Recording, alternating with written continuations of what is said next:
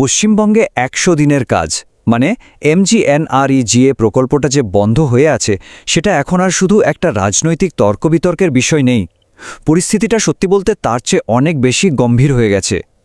এটা এখন সরাসরি একটা আইনি সংকটে পরিণত হয়েছে। চলুন এই জটিল বিষয়টার গভীরে গিয়ে পুরো ব্যাপারটা বোঝার চেষ্টা করা যাক। আর ঠিক এই জায়গাটাতেই কিন্তু পুরো বিষয়টার মোড় ঘুরে যাচ্ছে। কারণ যখন কোনো ঘটনা আদালত অবমাননার পর্যায়ে চলে যায় তখন সেটা আর সাধারণ প্রশাসনিক বা রাজনৈতিক ব্যাপার থাকে না, তখন এটা সরাসরি আইনের শাসন নিয়ে একটা প্রশ্ন তুলে দেয়। দেখুন, ব্যাপারটা হলো কলকাতা হাইকোর্টের নির্দেশ কিন্তু একদম স্পষ্ট ছিল। এমনকি সেই নির্দেশের বিরুদ্ধে কেন্দ্রের আবেদন সুপ্রিম কোর্টও খারিজ করে দিয়েছে। কিন্তু এত কিছুর পরেও প্রকল্পটা এখনও বন্ধ হয়েই আছে।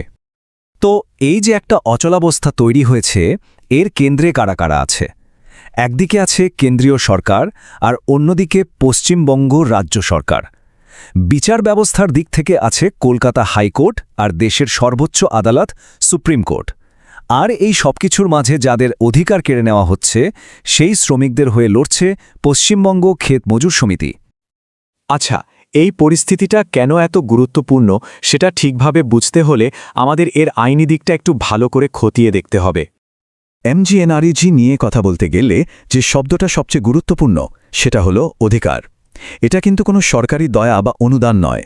এটা গ্রামের মানুষের জন্য আইন দিয়ে সুরক্ষিত একটা অধিকার। এর মানে হলো সরকার এই কাজটা দিতে আইনত বাধ্য।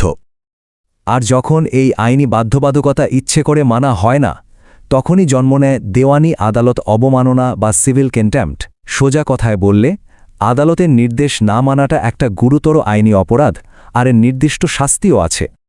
আর এই ব্যাপারটা দেখুন, তাহলে বিষয়টা আরও পরিষ্কার হয়ে যাবে।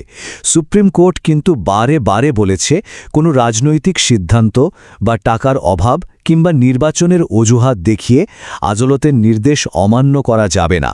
আইন সবার উপরে। তাহলে প্রশ্নটা হলো, আইন যদি এতটাই পরিষ্কার হয় তাহলে প্রকল্পটা এখনও আটকে আছে কেন? জটটা ঠিক কোথায়? এর উত্তরটা আসলে লুকিয়ে আছে কেন্দ্র আর রাজ্যের প্রশাসনিক টানাপোড়েনের মধ্যে। কেন্দ্রের যুক্তি হল দুর্নীতির অভিযোগের তদন্ত শেষ না হওয়া পর্যন্ত টাকা দেওয়া যাবে না, আর অন্যদিকে রাজ্যের বক্তব্য বাজেট আর প্রশাসনিক জটিলতার কারণে তারা এগোতে পারছে না। আর এই দুই যুক্তির ফাঁদে পড়েই পুরো প্রকল্পটা আটকে আছে। কিন্তু আদালত এই বিতর্কের মধ্যে একটা খুব স্পষ্ট লাইন টেনে দিয়েছে। আদালত মেনেছে যে দুর্নীতির অভিযোগ অবশ্যই গুরুত্বপূর্ণ, কিন্তু তার সাথে এটাও পরিষ্কার করে দিয়েছে যে সেই কারণ দেখিয়ে লক্ষ লক্ষ মানুষের আইনি অধিকার অনির্দিষ্টকালের জন্য কেড়ে নেওয়া যায় না। মানে তদন্ত চলুক, কিন্তু কাজ বন্ধ রাখা যাবে না। তো এই যে আইনি আর রাজনৈতিক লড়াই চলছে, এর আসল প্রভাবটা কাদের ওপর পড়ছে? চলুন এবার সেই দিকটায় নজর দেওয়া যাক। সংখ্যাটা একবার ভাবুন, ১.৫ কোটি। এটা শুধু একটা সংখ্যা নয়, এর পেছনে আছে ১.৫ কোটি গ্রামীণ পরিবার যাদের জীবন জীবিকা এই ১০০ দিনের কাজের উপর নির্ভর করে। তাদের আইনি অধিকারটাকেই কেড়ে নেওয়া হয়েছে। তবে এর বিরুদ্ধে সাধারণ মানুষ কিন্তু একদম চুপ করে বসে নেই। মানবাধিকার দিবসের দিন ক্ষেত মজুর সংগঠনগুলো রাজ্য জুড়ে রাস্তা অবরোধ করে প্রতিবাদ জানিয়েছে। তাদের দাবি খুব সহজ আর স্পষ্ট, সব সরকারি অজুহাত বন্ধ করে অবিলম্বে ১০০ দিনের কাজ ফিরিয়ে দিতে হবে।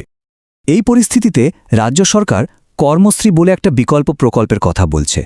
কিন্তু আসল প্রশ্নটা হলো, একটা নতুন প্রকল্প কি MGNREGAর মতো একটা আইনি গ্যারান্টির বিকল্প হতে পারে? ভাবুন তো, যেখানে একটা আইন অধিকার নিশ্চিত করছে, সেখানে অন্যটা তো শুধু একটা সরকারি উদ্যোগ। দুটো কি এক হলো? আসলে এই নির্দিষ্ট ঘটনাটা আমাদের একটা অনেক বড় ছবির দিকে, একটা অনেক বড় প্রশ্নের দিকে নিয়ে যায়।